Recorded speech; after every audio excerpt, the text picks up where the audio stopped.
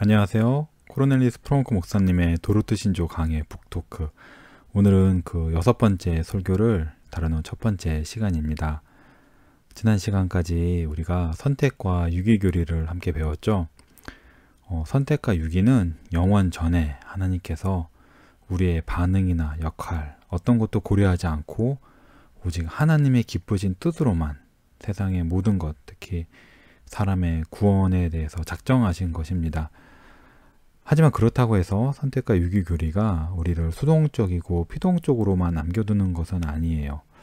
우리 저희 북토크를 따라서 같이 공부하고 계시다면 선택과 유기교리가 우리에게 해야 할 일을 많이 해준다는 것을 아셨을 거예요. 택자들이 어떤 은혜에서 자라나야 하는지 그런 것들을 보여주죠. 예정교리가. 예를 들면 자기가 구원받은 것이 나의 믿음과 회개가 나의 것이 아니라 성령 하나님의 역사하심이라는 것을 먼저 알아야 되고요. 그리고 그것이 하나님께서 영원전에 나를 구원하시기로 택하신 것에서 나왔다는 것을 알아야 되죠. 그리고 예수님을 향한 참된 믿음에서도 자라나야 하고 하나님을 아들로서 경외하는 데서도 자라나야 되고 또 그리고 죄를 슬퍼하고 그리스도의 의로움을 갈망하는 데서도 자라나야 하는 큰 의무를 신자들에게 준다는 것을 이제 아셨을 겁니다. 또 동시에 유기교리도 자기의 죄를 알아서 겸손해지게 하죠. 신자를. 그리고 이제 하나님의 심판의 엄미함을 아는 데서도 신자가 자라나도록 권면하고 또 하나님께 나의 길에 내버려 두시지 말아달라고 제발 하나님께서 내버려 두시면은 나는 세상 모든 사람, 가장 악한 사람과 다를 바 없이 그렇게 하나님의 말씀을 듣지 않고 하나님을 믿지 않고 그렇게 살 거기 때문에 내가 나된 것, 내가 신자로서의 나된 것이 오직 하나님께서 나에게 은혜를 베푸셨고 나를 붙잡아 주신 거라는 그거를 알면서 하나님께 간절히 은혜를 구하는 그 모습에서 더 자라나게 됩니다. 나의 모든 신앙생활에 대해서 하나님께 더욱 의존하게 하죠. 예정을 공부하면서 이제 하나님께서 영원적인 모든 것을 정하신 것뿐만 아니라 이렇듯 하나님께서 예정 교리를 통해서 신자들에게 가르쳐 주시고자 하는 바가 무엇인지를 아는데 이르는 것이 매우 중요합니다. 오늘은 또 계속 이어서 실천적인 부분들을 다루어 보려고 해요. 오늘은 6번째 설교인데 여기는 그 신조에서 선택과 유기교리에 대한 사람들의 3가지 반응을 다룹니다. 교회 안에는 3부류의 사람이 있어요. 이들 각자의 상태와 또 그들이 해야 할 의무가 무엇이고 또 설교자는 이 3부류에 대해서 어떻게 설교해야 되는지를 이 6번째 설교를 다루는 몇 편의 북토크에서 살펴보려고 합니다. 오늘 내용 되게 중요합니다. 목사님께서는 어떻게 말씀하셨냐면은 성숙한 신자는 선택과 유기에 대해서 들을 때 자신을 겸손하게 낮추며 자기가 하나님 보시기에 어떤 존재인지를 깨닫습니다. 자신이 다른 이들과 같이 지나쳐 버리심을 받지 않았고 오히려 택함 받았다는 사실에 놀랍니다. 왜 그렇게 나를 택하셨는지 결코 이해할 수는 없지만 하나님을 영원토록 찬송할 것입니다. 오 주님, 왜 저인가요? 왜 저인가요? 그러면서 선택과 유기교리 앞에 하나님을 경배하는 자세를 취하고 그리스도 안에서 값없이 주시는 주권적인 하나님의 자비와 은혜를 찬송합니다. 이렇게 말씀하셨어요. 여기 유기와 선택교리 앞에 신자의 반응이 나오죠. 유기교리 앞에 먼저 자신을 낮춘다는 거, 그리고 정말 하나님 보시기에 자기가 어떤 존재인지를 깨닫는다는 거. 사람은 본성상 자기를 좋게 생각해요. 자기가 남보다 낫다고 생각하거든요. 세상에는 범죄자들, 더 악한 사람들과 같지 않다고 생각을 해요. 하지만 하나님께서 성령으로 그 사람의 눈을 여셔서 자기의 참모습, 하나님이 보시기에 그 사람이 어떠한지를 알게 해주시며 자기가 사실은 세상에서 가장 나쁜 사람하고 다를 바 없다는 걸 알게 되죠. 그래서 바울처럼 자기가 죄인 중 괴수라고 고백하게 됩니다. 이 바울의 고백은 그 사도 바울이 사도고 은혜를 크게 받은 영적인 엘리트라서 한 게 아니라 사실은 모든 신자가 하게 되는 고백이에요. 이렇듯 자기의 참모습을 알면은 하나님께서 나를 버려두셔야 마땅한데 그러지 않고 오히려 나를 구원하시도록 택하셨다는 사실이 놀라게 되죠. 그리고 왜 그런지 알 수 없어요. 왜냐하면 자기 자신 안에는 하나님이 나를 택하실 아무런 이유가 없거든요. 이해할 수 없는 거예요. 나를 택하셨다는 게 왜 나를 택하셔서 구원하는지를. 하지만 하나님을 찬송하게 되죠. 구원받았으니까, 기쁜 거니까. 나를 택하신 건 정말 신기한 거예요. 내 안에 이유가 없기 때문에. 그러면서 이제 하나님을 경배하시게 된다고 말했습니다. 목사님이. 그리고 이제 하나님의 주권이 나에게는 그리스도 안에서 구원을 값없이 주시는 하나님의 자비와 은혜를 말하는 거거든요. 하나님을 찬송할 수밖에 없죠. 하나님의 주권을. 자, 이런 고백이 우리 모두가 이르러야 할 그런 고백이죠. 이상적인 신앙의 모습이에요. 그렇죠? 반드시 있어야 되고. 그런데 사실 이제 이런 신앙 고백에 이른 사람이 얼마나 될까요? 그렇죠? 얼마나 될까요? 또는 비슷한 고백을 한 적은 있어도 얼마나 이런 그 고백이 마음에 생생하게 살아있는 그런 영적인 상태에 계속 머무르고 또 오히려 이런 고백이나 그런 게 점점 깊어지는 그런 신자가 사실 몇 명이나 될까요? 또 우리가 이런 고백을 하게 되고 이런 정말 감사와 찬송을 드리는 위치에 하나님 우리를 인도해 주셔도 또 그 감동은 있는데 열매는 마땅하게 맺지 못하는 그런 상태에 있을 수가 있죠. 하나님의 은혜에 눈물을 흘리고도 삶이 변하지 않고 변하더라도 겉모습을 바꾸는데 그칠 수가 있어요. 그러니까 사실 우리에게 하나님의 은혜가 참으로 많이 필요합니다. 그렇죠? 우리를 이런 신앙 고백의 위치에 이르도록 해주시고 거기에서 점점 자라나고 그렇게 해주셔야 되거든요. 하나님이. 우리에게 정말 하나님의 은혜가 많이 필요하고 근데 복된 소식은 하나님께서 믿음으로 은혜로 구하는 사람들에게는 주신다는 거죠. 자, 신조에는 세 가지 부류의 사람들이 나옵니다. 이제 목사님의 표현을 따르자면 첫 번째로 그리스도에 대한 믿음을 생생하게 경험하지는 못했지만 은혜의 방편을 사용하는 사람들입니다. 두 번째는 하나님께로 돌아가서 하나님만을 기쁘시게 하기를 진정으로 갈망하지만 자기가 열망하는 경건의 분량에 아직 도달하지 못했기 때문에 자기 자신에 대해서 만족하지 못하는 사람들이 있습니다. 그리고 세 번째 부류는 세상의 염려나 육신의 즐거움에 자신을 완전히 내어준 사람들입니다. 오늘은 첫째 부류의 사람에 대해서 생각해 보겠습니다. 자, 여기 첫째 부류의 사람들에 대해서 신조어는 뭐라고 이제 구체적으로 얘기를 하냐면은 확신에 찬 영혼의 신뢰, 양심의 평안, 자녀로서 순종하려는 열렬한 노력, 그리스도로 인하여 하나님을 찬송하는 것 등이 자신 안에 능력 있게 이루어진 것을 아직 경험하지 못한 사람이에요. 자기 안에서 참신자의 어떤 열매, 선택의 열매를 찾지 못한 거죠. 자기가 찾지 못한 거예요. 이 말이 좀 조심해야 되는데 경험하지 못했다는 거지 이 사람이 구원받지 않았다는 말은 아니에요. 자기 약간 경험의 문제예요. 근데 그 목사님이 말씀하셨듯이 이런 사람들이 그런 게 없지만 그래도 교회는 나가고 교회를 나가는 게 뭐 의무 때문에 억지로 가는 게 아니라 좋아서 나간다는 거죠. 이런 분들이 있다는 것을 신조어가 알고 있고 그거를 표현합니다. 아직 자기가 죄 용서를 받았다고 장담하지는 못하고 목사님 또 표현을 따르자면 가끔 그리스도의 사랑이 설교될 때 마음의 감동을 받고 때로 그리스도께로 이끌리는 듯한 느낌도 있습니다. 하지만 그런 감동과 느낌은 매우 빨리 말라버리고 금방 사라지는 것 같습니다. 자신을 속이고 싶지 않기 때문에 나에게 이런 열매들이 있다고는 감히 믿지 못합니다.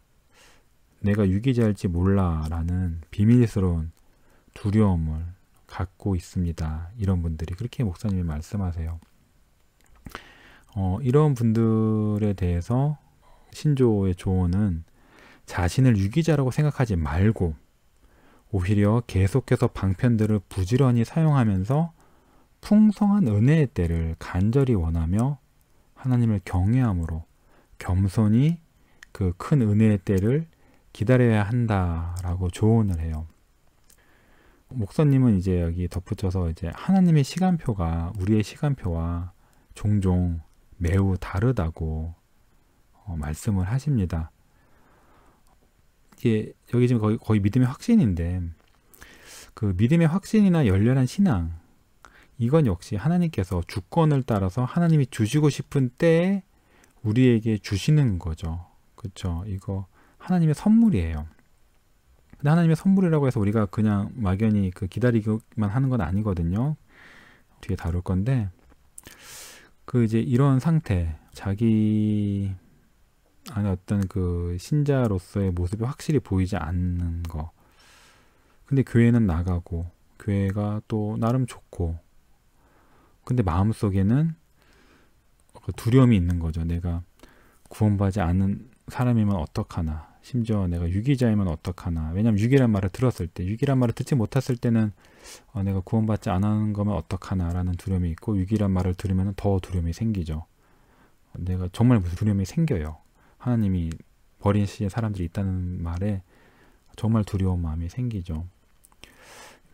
완전히 설교가 나의 마음에 이제 안 들어오는 것도 아니에요. 뭔가 마음이 하나님께 그리스도께 이끌리기도 하고 감동도 좀 있고 그런데 뭔가 그게 뜨뜻미지근하고 좀 생기는 듯 하다가 없어지고 이렇게 뭔가 이렇게 신앙이 발전하지는 못하는 것 같고 그런 이제 분들에 대한 얘기인데 근데 사실 이런 그 때를 다들 지나시지 않아요. 그러니까 사람마다 굉장히 다른데요, 이게. 저 같은 경우는 신앙의 초기에 이런 게 계속 있었죠. 뭔가 있었어요. 그러니까 예전하고는 다른데 그렇다고 해서 내가 정말로 구원받았다고, 내가 진짜로 구원받았다고 그렇게 말은 못 하겠거든요. 그리고 무엇보다 가장 중요한 두려움이 뭐냐면은 내가 내 자신을 속일까봐 되게 두려운 마음이 있는 거예요. 이게 가짜인데 내가 나를 속이는 거면 어떡하나 이런 두려움이 있는 거죠. 또는 이제 이게 초신자 때가 아니라 할지라도 이후에도 있을 수 있고 근데 이제 이런 상태에 있는 경우에 지금의 나의 상태가 다른 뭔가 더 확실한 무언가를 좀 바라는 마음이 있어요. 내가 정말 진짜 참신자라는 거를 확실히 알았으면 좋겠다. 근데 그게 없으니까 지금 두렵고 그런 거거든요. 이런 분들을 향해서 신조는 뭐라고 조언하냐 하면은 은혜의 방편을 부지런히 사용하면서 더 큰 은혜의 때를 기다리라 라고 말을 해요. 은혜의 방편은 다 아시겠지만 예배 참석하는 거, 뭐 교회 성도의 교제, 집에서 개인 말씀 읽고 기도하고 묵상하고 아니면 뭐 가정 예배나 그런 것들을 말하거든요. 방편의 사용을 이제 얘기를 하는데 계속 은혜의 방편을 사용해라. 낙담하지 말고 그런 게 없다고 해서 낙담하고 교회나 그런 개인의 경건의 연습에서 물러나지 말고 그런 것들을 계속 사용해라. 목사님은 뭐라고 말씀하시냐면요. 여기서 하나님께서 은혜의 방편을 하나님의 목적을 이루시기 위해서 정해 놓으셨기 때문에 이런 방편을 사용하는 것은 늘 좋은 징조입니다. 라고 말씀을 하셨어요. 또 이렇게 어떤 말도 덧붙이셨냐면은 부지런히 찾는 자만이 천국에 들어갈 것입니다. 히브리서를 쓴 사도는 하나님을 부지런히 찾는 자들에게 상 주시는 분이라는 사실을 말합니다. 히브리서 11장 6절 말씀이죠. 또 이어서 두드리는 자에게 문이 열릴 것입니다. 누가서 11장 9절 말씀이고요. 이렇게 말씀해요. 그러니까 마귀는 우리에게 너는 유기자다라는 그런 생각과 의심을 심어요. 사람한테. 믿음이 연약한 사람한테. 특히 믿음이 강한 같은 사람이라도 큰 죄에 빠지고 났을 때, 그리고 그 죄에서 계속 걸려 넘어지게 하면 해서, 그래서 어떻게 해요? 그렇게 해서 그 의심을 심어서 사람 낙담시키죠. 그렇죠? 낙담시켜서 은혜의 방편을 사용하기를 포기하게 만들어요. 교회 안 나가게 만들고, 양심의 그 무거운 가책을 줘서 예배에 안 나가게 만들고, 교인들하고 교제하는 자리에 안 나가게 만들고, 그렇게 만들어요. 근데 그거는 마귀의 짓인 거죠. 은혜의 방편을 사용하지 않도록 하는 건 어떻게든 그 사람이 소망을 버리게 만들고, 하나님의 은혜에 대한 기대를 버리게 만들고, 낙담하게 만들고, 은혜의 방편을 사용하지 않게 만드는 것은 다 마귀의 짓입니다.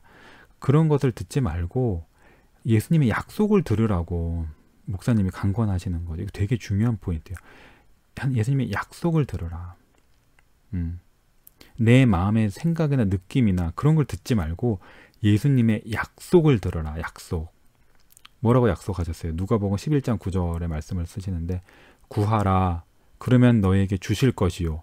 찾으라. 그러면 찾아낼 것이요. 문을 두드려라. 그러면 너에게 열릴 것이니. 라고 하는 약속을 주신 거죠. 여기 보면은 전부 다 구하고 찾고 문을 두드리라는 게, 이게 지금 신조가 말하는 은혜의 방편을 사용하라는 거죠. 부지런히. 약속을 붙잡고 하나님께 가서 간구하는 거죠. 하나님께 나에게 큰 은혜를 달라고. 여기 정말로 중요한 것이, 이제 그 누가복음 11장 9절 말씀에서 중요한 것이, 두드리는 자에게 문이 열릴 거라는 약속이에요. 그러니까 여기 지금 연결돼 있잖아요. 은혜의 방편을 사용하면은 그 사람들에게 복을 줄 것이라는 약속이 있는 거예요. 하나님을 찾으면은 하나님이 반드시 상을 주신다는 약속이 붙어 있는 거죠. 그러니까 이럴 때 이런 약속이 마음에 어떤 확신이나 체험이 없어서, 또는 시험에 들어서 낙담하고 고민하는 분들에게 정말로 큰 위로가 되죠. 그렇지 않나요? 그러니까 우리가 약속을 붙잡아야 돼요. 누가복음 11장 9절에서는 그 3번이나 말씀하셨잖아요. 3번. 그렇죠? 사실 같은 내용이잖아요. 근데 그거를 구하면 너에게 주실 것이요. 찾으면 찾아낼 것이요. 그러니까 seek하면 find 한다는 얘기죠. 그리고 문을 두드리면 열릴 것이다. 이렇게 3번이나 강조하셔서 예수님이 우리를 권면하시는 거죠. 우리에게 위로하고 힘을 주시는 거죠. 그러니까 우리가 부지런히 구해야 되겠죠. 그렇죠? 예수님 우리 보고 구하라고 정말로 강권하시잖아요. 그렇죠? 성경에서 어떤 말씀을 이렇게 3번이나 평행구로 이렇게 강조하셨어요. 사실 이 부분이 정말로 중요한 부분이고요. 근데 저는 제가 그 신앙의 초기 때 영혼의 그런, 내가 정말 믿는 게 맞나? 내가 정말 유기자면 어떡하지? 두려움이 있을 때 이런 조언을 못 받았어요. 저는. 그래서 계속 제 안에 있는 뭔가 문제를 해결하려고 제 안에서 저 혼자 애를 쓴 거죠. 뭐 좀 더 그 뜨거운 기도를 열심히 하면은, 뜨겁게 하면은 뭔가 그런 하나님이 확실히 나한테 구원받은 사람이라는, 뭐 아니면 아니라는 그런 거 주시지 않을까, 그렇게 생각해서 계속 뜨겁게 기도하려고 그러고, 뭐 나름 또 신앙의 그 지식을 찾으려고 여기저기 책도 보고, 물론 그런 게 나쁜 게 아니라 다 하나님이 저에게 복을 주시는 방편, 사용하신 도구지만, 근데 제가 분명히 중요한 걸 미스한 게 있는 거죠. 바로 하나님의 약속을 붙잡아야 된다는 것을 몰랐어요. 제가 그때. 그래서 제가 사실 도르트 신조랑 신조의 목사님 설교를 들으면서 되게 내가 이러고 옛날에 알았으면 정말 좋았을 텐데, 근데 어쨌든 하나님이 알게 해주셨으니까, 그렇죠, 오랜 시간을 걸쳐서 복된 거죠. 그러니까 이 신조가 이렇듯 정말로 실천적이고 중요한 조언을 하는 거예요. 열심히 구해라. 근데 구하는 것은 단지 그 기도만 열렬히 하는 것이 아니라 은혜 방편, 예배, 그 말씀 읽기, 그 성경 공부, 성도의 교제, 그런 거에 열심히 참여하라고. 이 신조의 이 부분이 또는 목사님이 덧붙이신 누가복음 11장 9절 말씀이나 뭐 히브리서 11장 6절 말씀이나 여러분들에게, 고민하는 여러분들에게, 영혼들에게 힘이 되고 위로가 되면 좋겠습니다. 또 한 가지 목회적인 면을 좀 더 주목해 보려고 하는데요. 그러니까 지금 이게 다루고 있는 게 어떤 신앙의 그 실질적이고 생생한, 정말 참신자의 신앙의 모습인 거죠. 좀 더 뒤에 살펴볼 건데, 요거를 경험하지 못해서 고민하는 사람들에게 이런 식으로 조언하는 경우가 있어요. 예를 들어서 그냥 고민하는 영혼에게 그냥 단순하게 단순히 예수님을 믿냐고 그렇게 단순하게 물어보고 믿는다고 그러면 괜찮다고 그런 식으로 이렇게 굉장히 낙관적으로 또는 뭐 데일밴드 신학 그냥 데일밴드 딱 붙이고 그냥 넘어가듯이 그렇게 조언하지 않아요. 신조는 그 에드워드 피셔랑 토마스 보스턴이 쓴 개혁신앙의 정수 부흥과 개혁서에서 나온 그 어두운 표지에 글자 쓰이는 그 책 그거를 봐도 이런 식으로 영혼에 고민하는 사람에 대한 이야기가 나와요. 이런 영혼에 고민이 있어서 몇몇 목사를 찾아간 사람의 얘기가 나오죠. 그 부분 되게 재밌어요. 꼭 사서 읽어보세요. 정말 중요한 가르침과 통찰이 많이 있는데 거기서 이제 그 사람이 영혼에 고민이 있어가지고 몇몇 목사를 찾아가는데 굉장히 목사들이 그냥 위로만 해줘요. 하나님이 당신을 사랑하신다고. 그대 노력하고 있으니까 좋은 거라고. 그대보다 못한 사람들도 되게 많다고. 당신 구원받은 거니까 양심의 평안을 누리면서 그냥 평안하시라고 그렇게 위로를 하고 넘어가요. 도르트 신조는 그렇게 하지 않아요.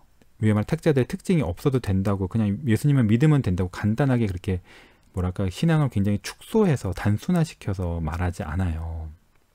오히려 있어야 될 거 있어야 된다고 말을 하는 거죠. 그리고 그걸 위해서 은혜의 방편을 열심히 사용하면서 기도하고 큰 은혜 때를 기다리라고 하죠. 구원의 문제는 단순한 게 아니에요, 사실. 진짜 단순한 게 아니에요. 구원의 문제는 되게 미묘하고요, 복잡하고요. 여러 가지 잘못된 생각들이 많고요. 구원에 대해서 잘못 알고 있는 것들이 굉장히 많고요, 사람들이. 그리고 그 구원의 길을 모르는 사람이 저는 많다고 생각을 해요. 구원의 길이 그렇게 넓은 길이 아니에요. 그리고 구원의 문제 정말 중요한 문제죠. 몸과 영혼의 영원한 운명을 결정하는 거잖아요. 사소한 건강 문제가 그냥 넘어가면 되죠. 근데 사실 건강 문제조차도 사소하게 넘어가지 않잖아요. 작은 어떤 그 증상이 사실은 굉장히 큰 질병의 그런 어떤 그 지표일 수 있고 그 질병 때문에 사람이 죽을 수 있잖아요. 작은 사소한 것도 의사들은 넘기지 않는다고요. 근데 그 사람의 영혼의 문제를 어떤 영원의 문제를 결정하는 게 그렇게 단순하게 긍정적으로 한다고 되는 게 아니죠. 그러니까 그 사람의 마음을 고민하는 사람의 마음을 그냥 위로한다고 해서 해결되는 게 아니라 진짜 문제를 해결해야 되는 거거든요. 그렇죠?